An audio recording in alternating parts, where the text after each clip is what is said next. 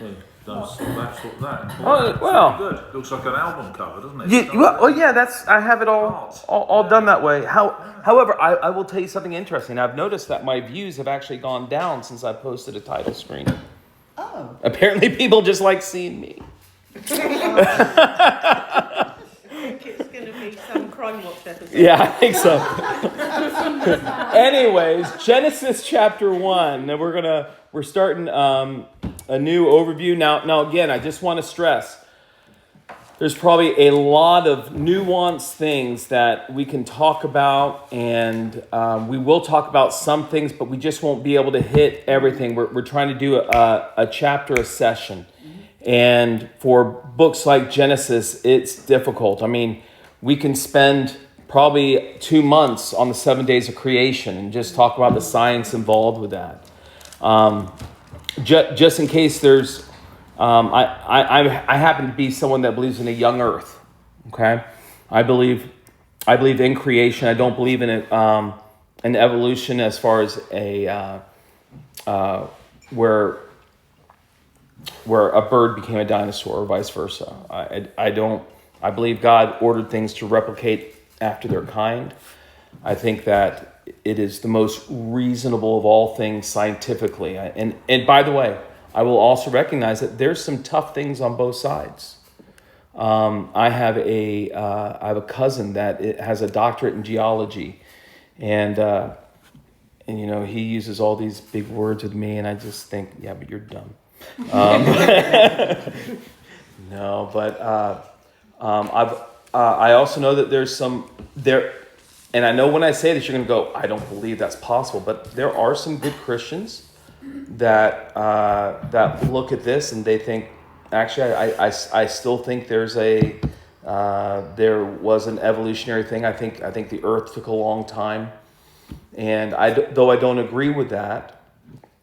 And I think there's plenty of facts in here that this is written so that it's not supposed to be allegorical. It's supposed to be taken as history. I think when Jesus referred to it the same way. But I've personally, and I don't recommend this for everyone, but I've read a lot of pro-evolutionary Christian books, because the very first time I heard of a Christian evolutionists, I'm like, sounds like a contradiction in terms to me. Mm-hmm. And yet they were very sincere. They're very sincere in believing what the Word of God says. And so I'm not giving that as an alternate theory that it's okay to believe. I'm just saying that there are some that have some different viewpoints. I'm not going to debate those viewpoints, but I think the easiest way to look at the book of Genesis is that it is as literal as possible. Okay? We good with that? All right. Yeah, I mean, I agree with that, because and it's also the Constitution anyway, but it's that's the... but yeah, because I've been in a church where everyone... I mean, to me, it's literal, and it just reads literal. Yeah. And I can't really see how you can get anything else out of it. I agree. I just can't see it. I don't know how they do it. I can't. But then if you read that across into the rest of the book, the Bible, where's that going to take? It gets tough. Yeah. Okay. But you get whole churches. I think they're saying what's right in their own eyes. Well, there you go. I mean, There you go, yeah. So this is the first book of the Pentateuch. Have you guys ever heard that word before? Pentateuch? Mm-hmm. Pentateuch is the fancy word for the first 5 books of the Bible, the Torah. Sometimes, even though this is a historical book, this will be called one of the books of the law. And so this was authored by Moses. As far as, even though none of the books actually says, I, Moses, have written this, it is understood. It's Jewish tradition says that. However, at the very end of the Torah, it writes about how Moses died, and either that was pretty grim for Moses to write, or somebody else was inspired to continue it, and I don't think that was a bad thing either. But let's look at Genesis chapter 1, and let's start in verse 1. In the beginning, God created the heaven and the earth. Now, here you'll see heaven is singular. Towards the end of the book, we'll see that God created the heavens, plural, and I'm just going to let you know, both words are the exact same word. Okay, there is no difference. What we see with heaven is kind of the translators, because that one word can be plural and it could be singular. And what they're looking at is what's going on is that there was the earth, and there was a thing above the earth we would call it sky, and it would be land. And then we're going to see how all that gets divided and everything that goes on. This is nowhere in this does it say that space was not in existence. I don't want to argue what wasn't there. The best way to take this is God is just saying what he's doing. In the beginning, or in beginning, is just, this is the start of it. Okay? I don't think there's a big gap between, some people say there's a gap between 2 and 3. You guys ever heard of Schofield? Yeah. Like the Schofield version? Yeah, he's a nutcase. Well, And he was criminal, wasn't he? He defrauded his own family, went to prison and did all sorts. are you talking about the guy from Victorian times? Yeah, well, from the 18th, he was into the 19th, he was into the 20th. I've never even heard of that. I just know he did a study Bible. Oh yeah, Yeah. how he did that, I don't know. Yeah. Well, okay. Well, that's interesting. Just Yeah, look at little side note. The church that I got saved at, everybody had the same Schofield version. Oh, there you go. But we were told, be very, very cautious of these notes. Now you know my problems. All right. We also have the same mind the gap. Yeah. Mind the gap. Mind the gap. Yeah, exactly. Now, God is the creator of the universe. And this is simply a statement of what he did, not what he didn't. Okay, this is very, very clear. Another little just idea is that the Bible at no certain time tries to give evidence for God. Never does. It is an assumed fact. because Satan must have fallen before this, mustn't he? I think. I don't know. Because obviously Maybe. he tempted out. Maybe. Yeah. Maybe. I don't know. But so in the beginning, God created the heaven and the earth. And this is going to be a great chapter to remind us what God says will happen. He speaks and it happens. In verse 2, it says, "And the earth was without form and void, and darkness was upon the face of the deep. And the Spirit of God moved upon the face of the waters." Now, without form and void is really the best Jewish way to say it was an empty place ready to be properly formed and filled. At this point, we can honestly say that the earth was not properly formed, because we know that we still have the seas. We know that there's mountains and all other things go in, and it's ready to be filled. It then says, "And the Spirit of God moved upon, and darkness was upon the face of the deep." Also, this is the idea that God again is ready to bring, darkness. What's darkness? Isn't everything dark at this point? The more purpose is that there is no order yet, and God is about to bring order out of here. Now, this is the reason why some people honestly say it's chaotic, it's without form, it's void. Obviously, there's something else going on. That's taking some really wild guesses that the Bible just doesn't say. And then it says, "And the Spirit of God moved upon the face of the waters." That word "move" is actually that he was hovering above. Now, why would he be there just before he speaks light into existence? This is interesting, and I think if you understand what the Sabbath is versus this, God is creating things in the heaven and the earth for him to dwell in it. God is not dwelling in these formless, chaotic things.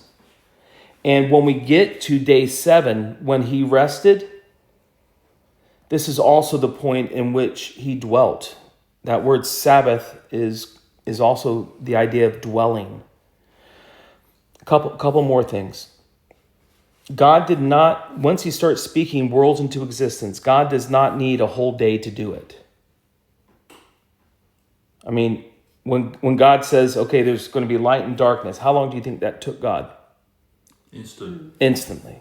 You know, when he begins to create all the creatures, you know, as a matter of fact, he didn't even need to speak it, but he did.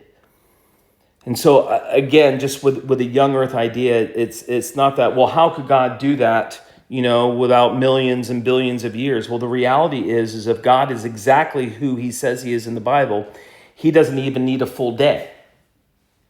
He just took it. Okay? Verse 3. Now we're going to start seeing every day what's going to happen. And day 1, 2, and 3, 4, 5, and 6 is going to start with, and God said. That's how each day starts. And it ends with evening and morning. Now that in itself gives the idea, evening and morning, evening and morning, evening and morning. When it gives the idea that these are some type of literal days. When the Sabbath was started, it was God made in 6 days. You work for 6 days. God rested on the 7th day. You rest on the 7th day. Okay, so it's just one of those things that the way it's written just makes sense. And if you want, this might also be a fun thing to do while we're going over this. I want you to look at how creative God is. God is a God of diversity. God does not simply paint in grays. He likes colors. He likes diversity. God said, "Let there be light," and there was light. And God saw the light, that it was good. And God divided the light from the darkness. So apparently there was already darkness. Okay, however, God was setting it up.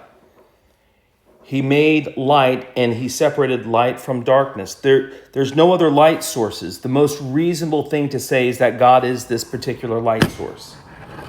There is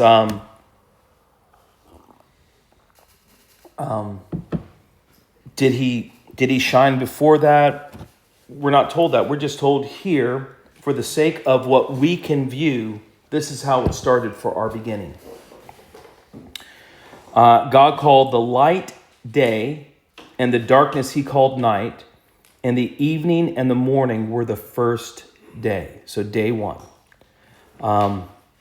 This is exactly what happened.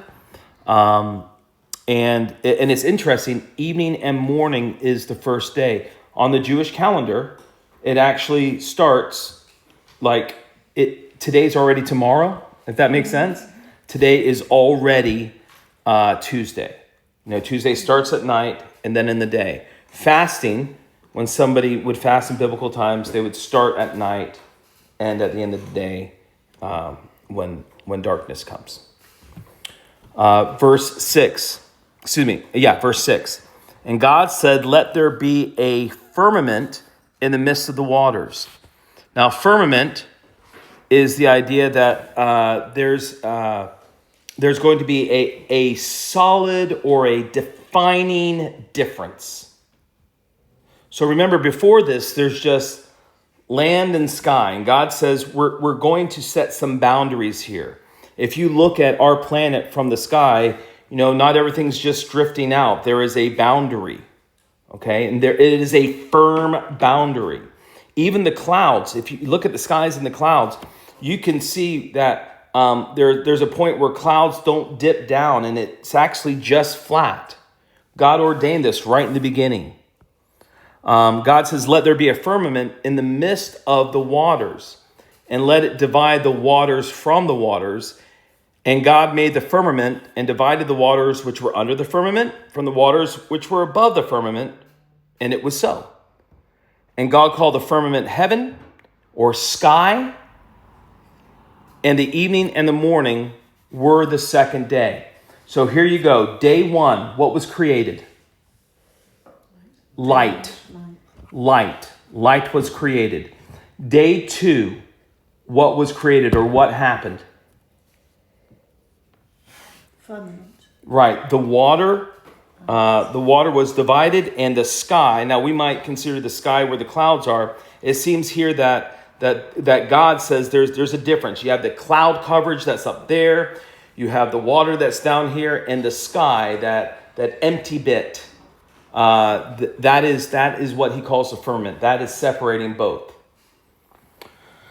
Verse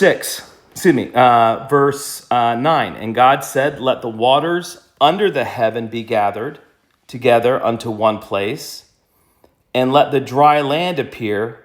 And it was so. And God called the dry land earth. Not the planet, but dirt. And the gathering together of the waters he called seas.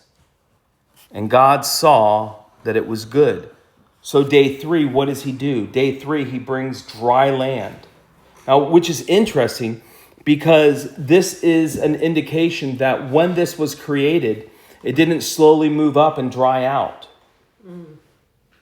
This was a creation where dry land was done, made, and created. And God saw it, and he saw that it was good. I could imagine when God creates, he looks at it and says, that's good. Not just it's beneficial, but that's good. I remember one time I said that to one of my Bible college students, and they said, well, is God bragging? Well, it ain't bragging if it's true, right? Mm-hmm. I mean, if anybody has the right to say, I'm absolutely the best, and I create everything perfect, it's God. And that's the reason why we have no right to boast, because we are nowhere where God is. And I think God, when he does his creation, he doesn't say, well, I hope I did my best. Mm-hmm. He can look at it honestly and say, man, that's good. Mm. That is really good. But then there's kind of a bonus for day 3. Not only do we have dry land, but verse 11 says, let the earth bring forth grass, the herb, now I say herb, herb yielding seed, and the fruit tree yielding the fruit after his kind, whose seed is in itself and upon the earth, and it was so. God said it, and it was so. And the earth brought forth grass, and herb yielding seed after his kind, and tree yielding fruit, whose seed was in itself after his kind. And God saw that it was good. And evening and the morning were the third day. So what happens day 3? What do we see being created? Dry land. Dry land. And, grass and fruit. Fruit, trees, grass, plants, all these things are done. And it's designed to replicate after their own kind. There doesn't, yes. Again, you see that, and there just isn't any room to say that it jumped species. Yeah, that's a good, it's after its kind. There's no ambiguity there. Correct. And so a fruit tree produces a fruit tree, not some. Yeah. Who knows? There is a. So these things are being created, and again, God is establishing his palette. So he has established. Remember, it says the earth was without form and void.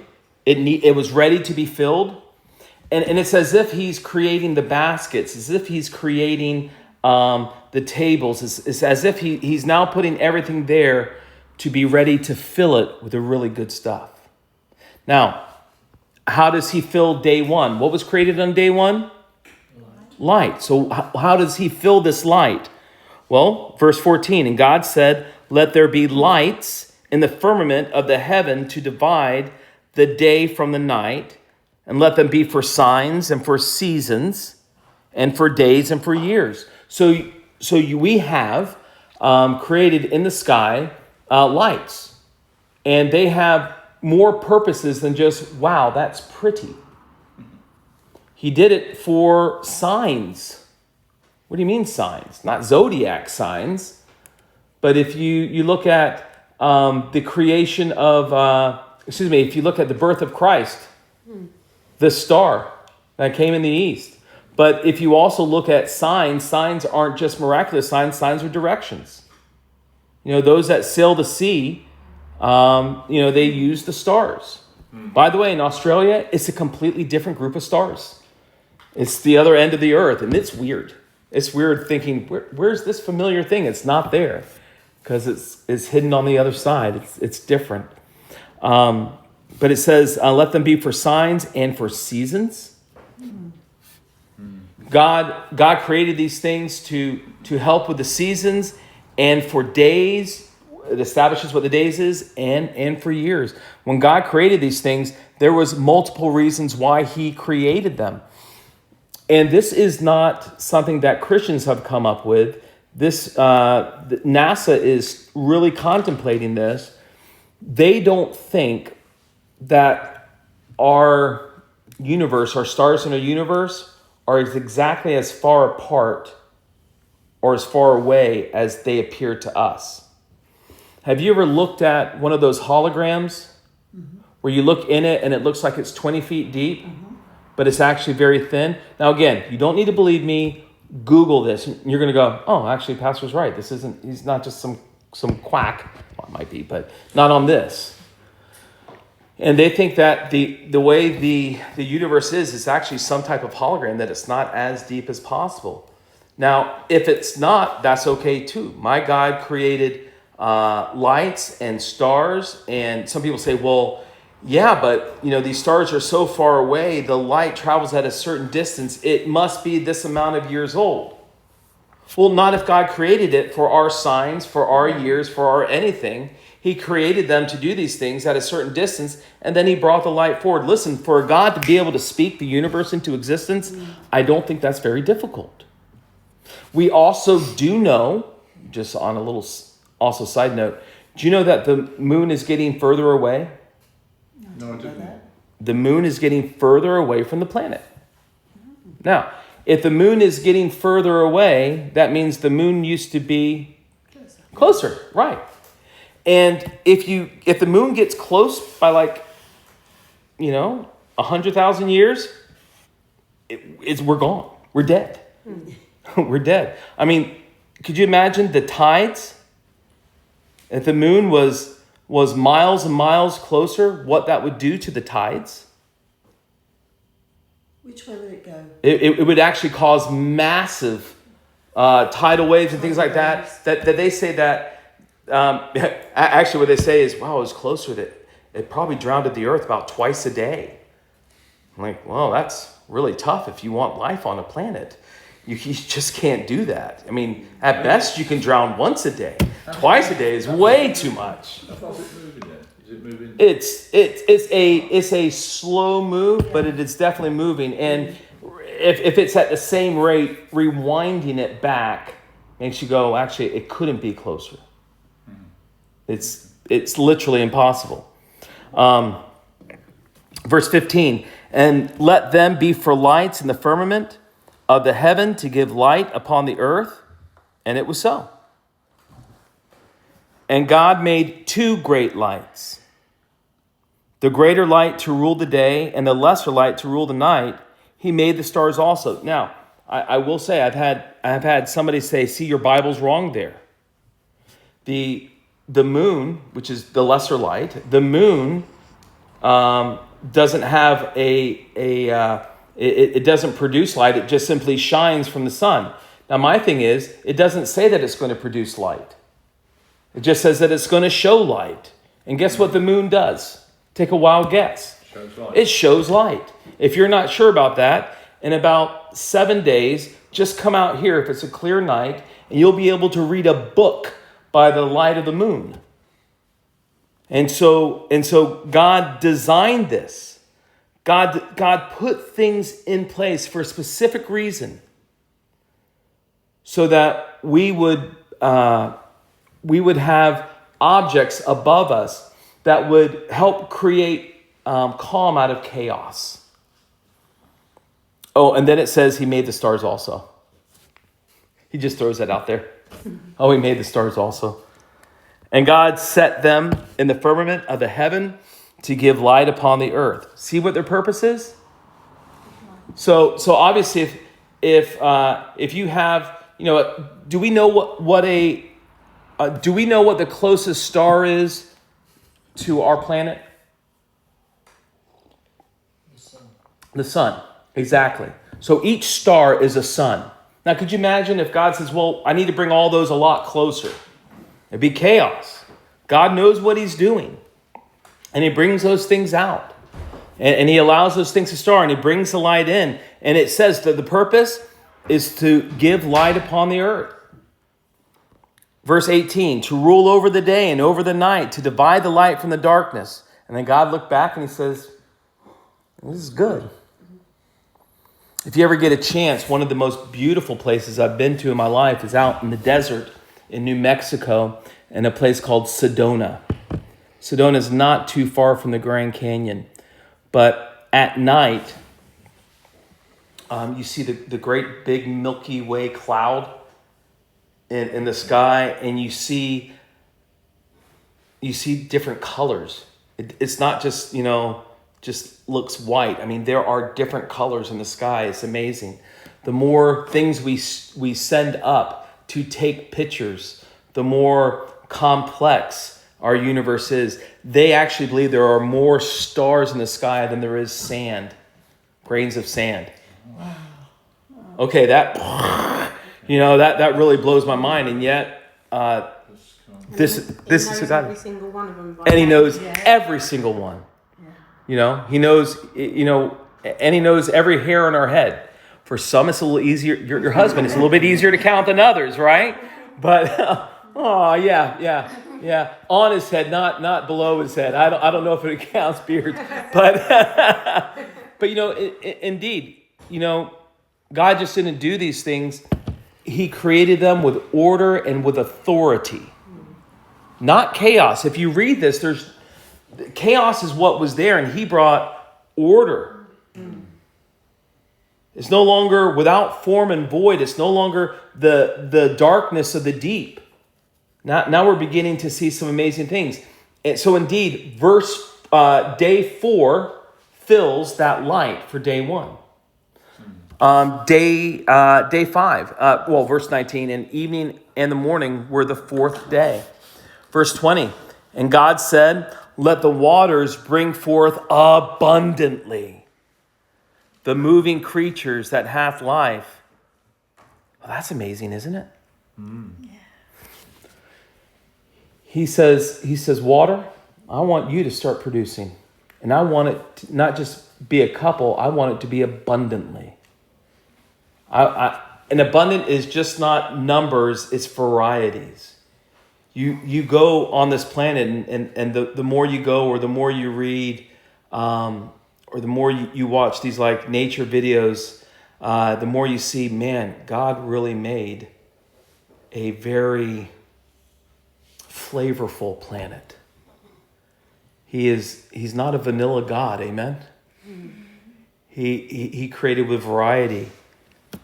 And not only does he tell the seas to abundantly bring out the moving creatures that has life, but also fowls that they may fly above the earth and the open firmament of heaven. I kind of think the way God created this is all these birds started shooting out of the water.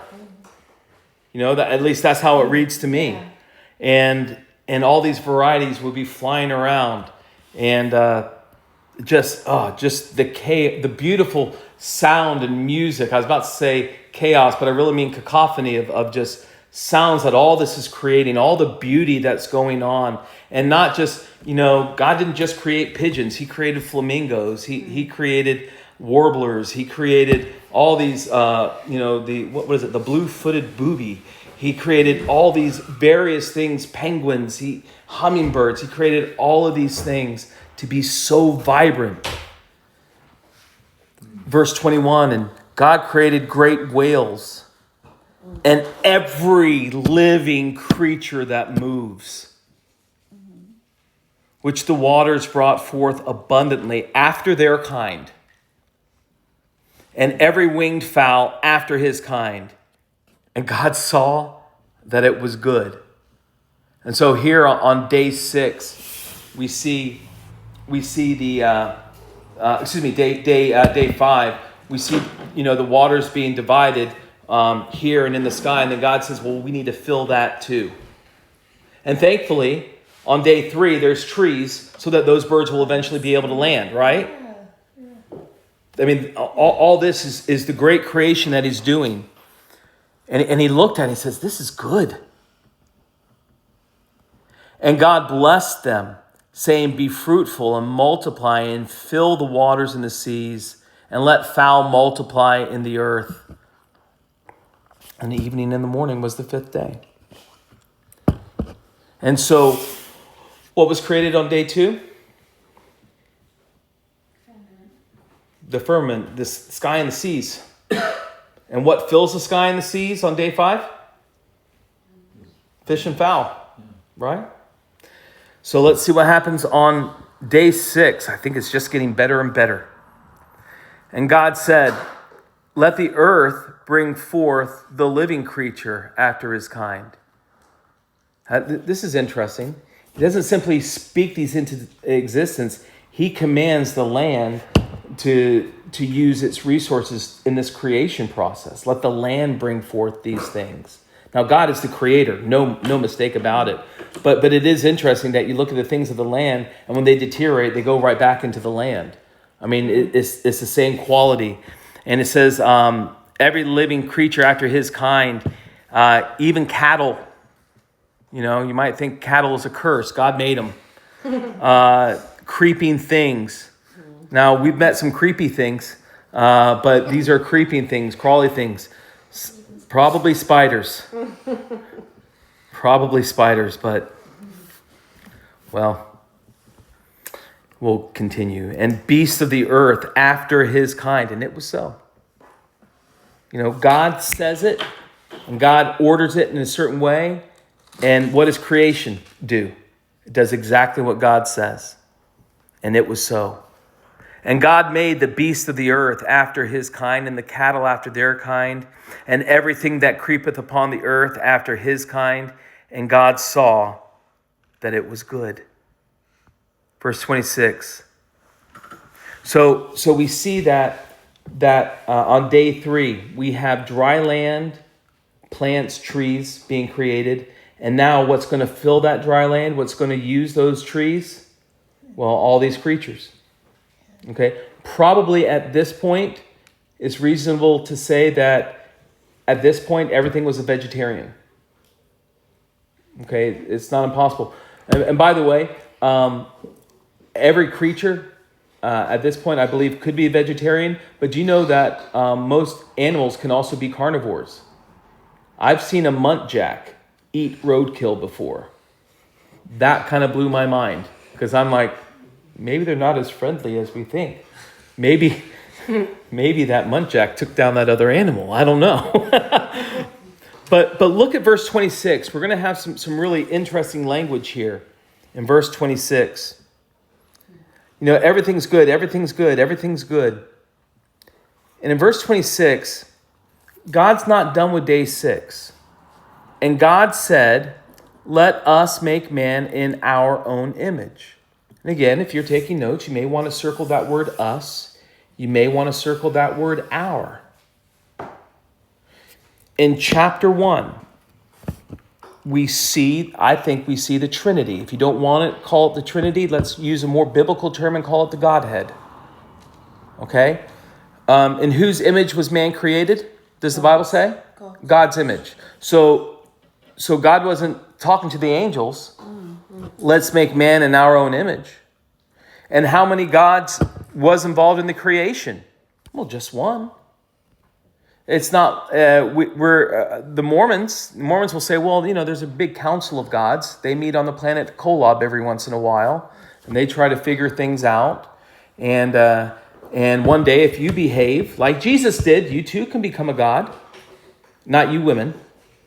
The best you can hope for is be married to a guy that's going to be a god.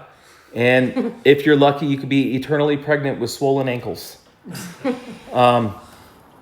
But here it says, and God said, God singular says, let us make man in our own image. This is really important. This was something that rabbis would scratch their heads at. This is one where there was great discussions. As a matter of fact, before about 100 AD, it was readily believed that there was a Godhead. This wasn't something that just New Testament Christians devised. It was something readily discussed and believed. But because Christians began to teach it and preach it and use the idea of the Trinity, we actually see the Jewish people start denying that actual aspect. But if you read old commentaries by Jews on this prior to Jesus, you will absolutely see that they held that there was a Godhead. And God says, let us make man in our image, after our likeness. Okay, so after our image and our likeness. Just biblically speaking, there's not really a big difference between the word image and likeness. So let's discuss this just for a moment. What does it mean that man was created in God's image? What do you think? And do you have any scripture to back it up? That we have a spirit, because the other animals don't have. If I got it right, that animals have a body and a soul, but not a spirit. Okay, you're correct. They definitely do not. Two-dimensional. Yeah, they certainly did not have God's breath breathed into them. There's something unique about man. Okay. Do you think that's what that meant? I'll give you a hint. The New Testament says it's restored at the point of salvation.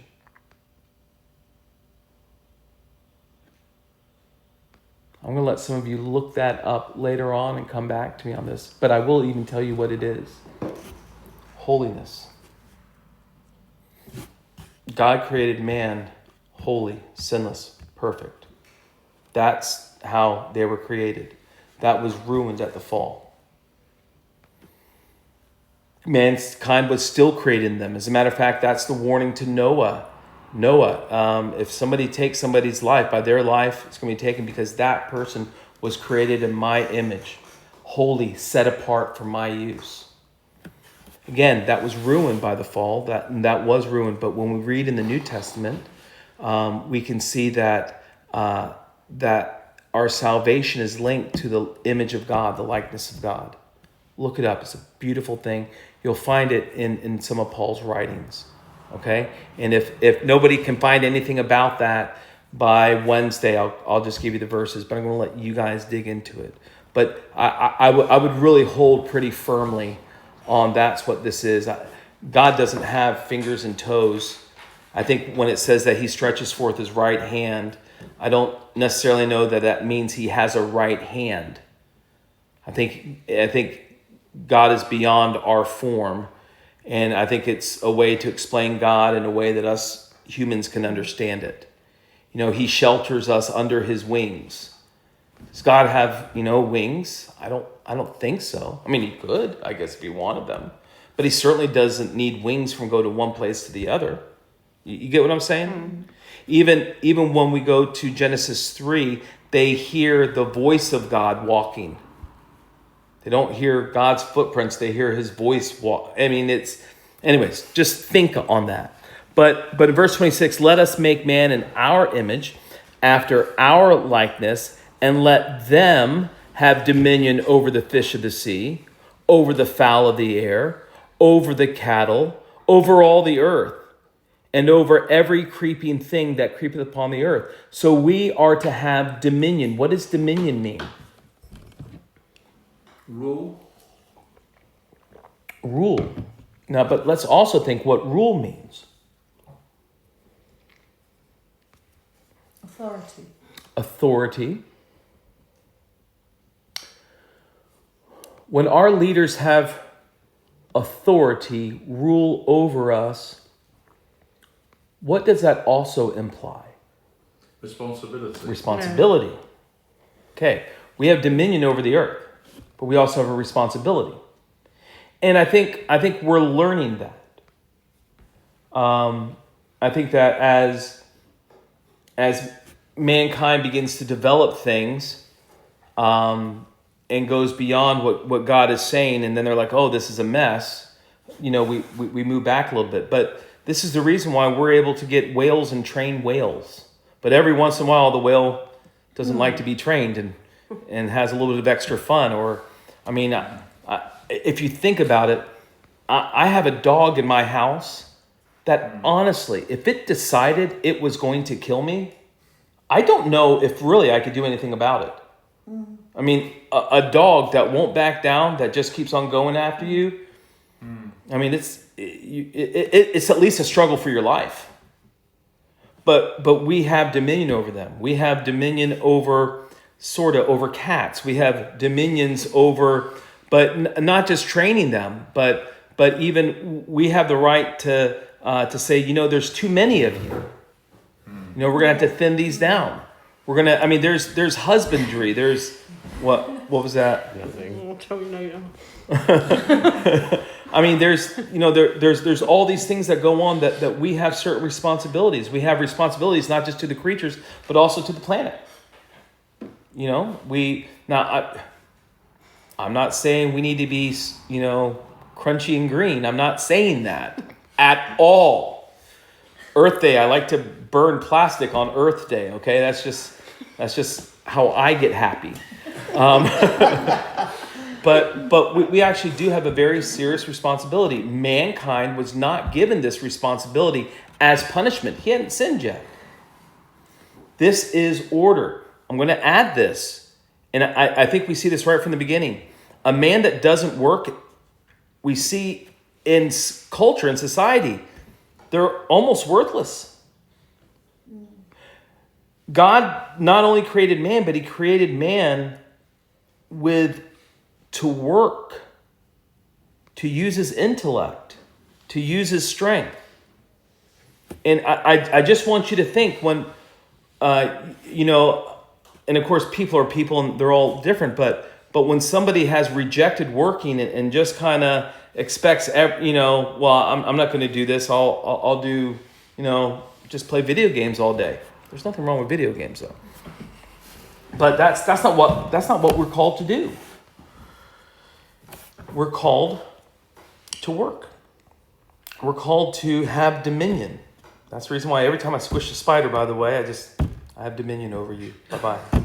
Bye-bye. But we do have a godly responsibility, and our modern life is supposed to make the issue of dominion a little bit easier, but sadly we've changed those things to where we're no longer subduing the planet. All right, now this is just completely extra. It's not going to cost you anything more, okay? I think it used to be that a boy would be at work with his dad, and the daughters would be with mom. They would learn what to do, and they would work. And by the way, women just didn't sew and everything like that. Women went outside and farmed. I mean, there's a lot of things. The idea that women are too delicate, that really comes from a Victorian idea. It wasn't that way before. But if you think, what does our culture do now that is so different the way it used to be, is that instead of families growing up together, working together, conversing all this time, training and all these things, now these kids are sent far away. And then we see them maybe a little bit in the morning say, hey, get up, leave. And then at night, how was school? Don't talk to me. I just want to go to my room. And the whole system seems to be a little bit different than what was designed. I'm not saying that we need to fight against it. I just recognize that it's certainly different. And because it's certainly different, I think that we have to make choices that may go against comfort level to kind of get back to that point of where it doesn't seem like God had designed families to be together from like 6 p.m. till you go to bed and then leave at like 7 and let somebody else raise your kids. All right, that's enough. I know all you guys homeschool, or some can't, and that's nowhere an attack on that, because not everybody can homeschool. And I think that you then have to say, okay, I understand the challenges in front of me. This is how we meet those challenges. Everything's difficult. Our world is difficult. Our social media is difficult. And we just have to figure out, how do we honor God? Because what the full duty of man is to honor God. All right? And we're supposed to have dominion. These things are not supposed to have dominion over us, but praise God, we're supposed to have dominion over creeping things and things that creepeth upon the earth. And so verse 27, so God created man in his image. In the image of God created he him, male and female created he them. Now, in Genesis 1, we see creation. In Genesis 2, we're going to see creation kind of retold, but extended a little bit. And kind of some of these things, I think, being redone in front of Adam's eyes so he can see the majesty of God. Verse 28, and God blessed them. Now, imagine that. What does that look like? How does God bless them? He didn't bless anything else. He spoke them into existence and it happened. But with these, he blessed them. What does it mean to be blessed? It's like a relationship, but not with the plant, not with anything else up to now. Now there's this kind of a communion. There's a blessed. This blessing is a relational thing rather than a like he spoke in thing. There seems to be a relational thing. I know this is where we're going with I think it is relational. I think when you look at when God blesses, he gives his favor in a relational way, but also this favor is designed in a way that he has a very specific, I want us to have a back and forth relationship, and I want to delight in you, and I want you to delight in me. He doesn't bless the deer. He doesn't bless, the rabbits. He blessed them. And he says to them, be fruitful and multiply and replenish the earth. Now, I just want to let you know that word replenish, some people get stuck on it. Okay, they say replenish. That means it was full once. Now it's empty. Now it needs to be full again. There was another civilization before Adam and Eve. And that was probably the angels. They lived on earth, they messed it up, and that's what caused everything to be without form and void. There was some pre-Adamic fight that went on. There are people that teach this, believe this, and bless their cotton socks, okay?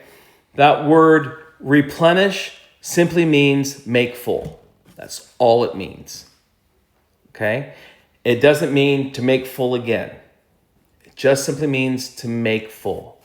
And that's what we've been told to do. We've been told to do as humans, which is kind of opposite of what many people believe today, that having children is a burden, and I need to wait until actually I've lived my fun stuff. I'm able to take all the holidays I want to do, and then I'll have kids. And then maybe one, maybe two, not too many.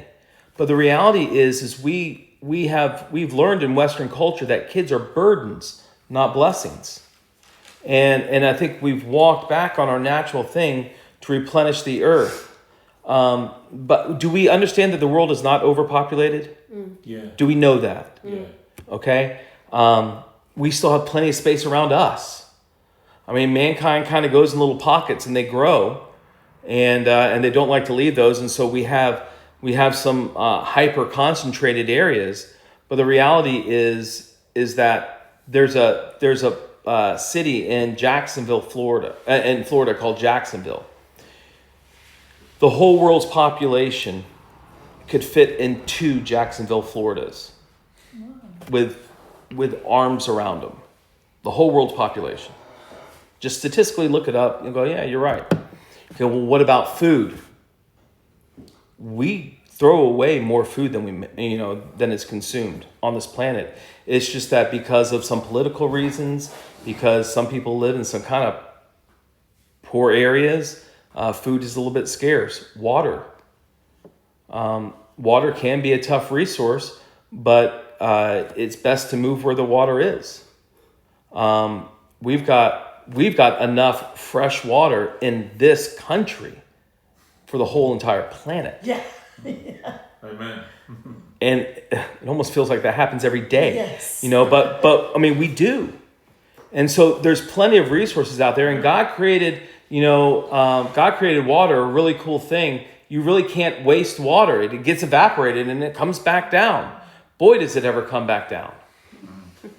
And so we see that. But then even in places where that doesn't happen, God has given man ingenuity to help with these things, and the wisdom he's given mankind. Even on you think of cruise ships that take 2 weeks across the water. Well, how do you get all that fresh water? Well, they have desalination plants in the ship, so you could have fresh, clean drinking water, and it's not what I'm saying is it's okay to still do what God wants on this. But of course, I'm talking to 2 families that have like 40 kids each, so that's not the issue. But God blessed them and said, "Be fruitful, multiply, replenish the earth, subdue it, have dominion over the fish in the sea, and over the fowl of the air, and of every living thing that moveth upon the earth." And by the way, dominion does not equal cruelty. Yes, when you're squishing spiders. That's not cruelty. Yes, it I'm doing that is. as fast as possible. You're always telling people about it. You just have that look on your face. Oh, it's such a blessing. Like that. I am serving. I have dominion. I'm culling them. Cull. That's the thing. Culling. Yeah, that's the thing. Man should care for his Yeah, manage. I manage. It is not one of my. Look. Okay.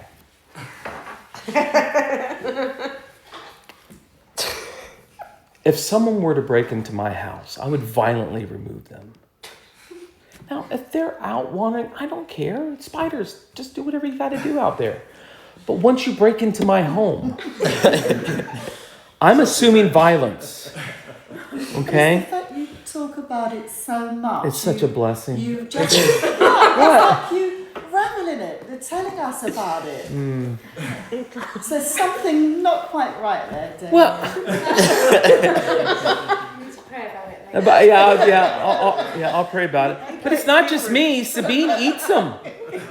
And I'm like, what a good dog Sabine is. Sabine, I'm like, get it. And she goes, and she eats it. I'm like, yes. You can't lick me for a long time, but yes. All right, so verse 29.